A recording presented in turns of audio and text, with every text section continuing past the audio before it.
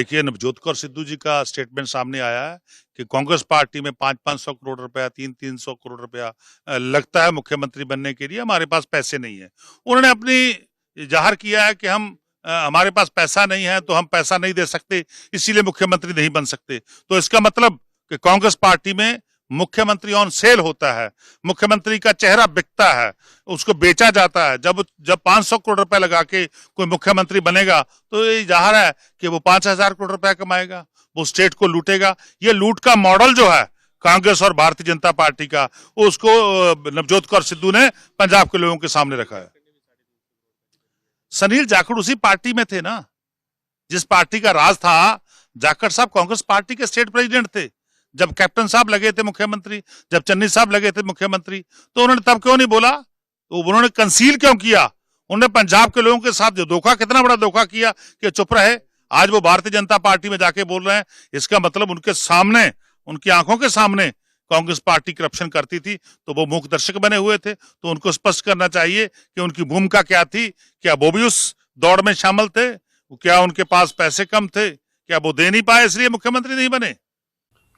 Today, a senior leader of Congress party in Punjab and wife of former Punjab Congress president Navjot Singh Sidhu, wife Srimati Navjot Kaur Sidhu, has made a very stunning comment. She said that in Congress party, anybody can only think of becoming chief minister if he's having a 500 crores in his suitcase.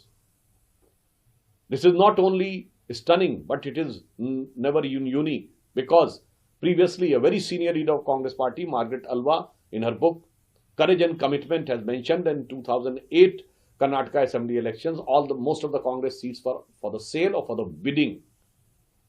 So, now it has become very clear that the corruption has reached Congress to such a level that from leaders to cadre, from government to party, Congress has been totally engulfed in corrupt practices.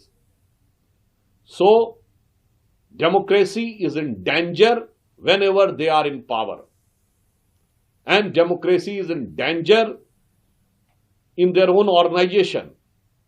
And the basic motivation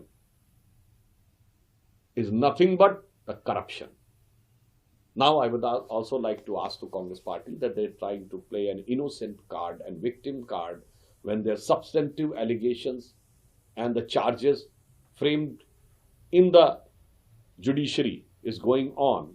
Now, their own leaders are telling the own truth of the corrupt practices. So, the mask of the Congress party has been totally cleared by their own leaders, and Congress is an epitome of corruption.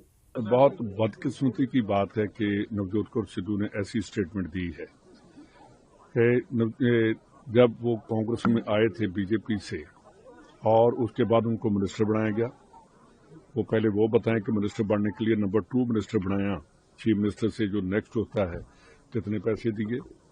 उसके बाद उनको PCC का president बनाया, कितने पैसे दिए। हम सब भी उनके साथ चले, उनके साथ रहे।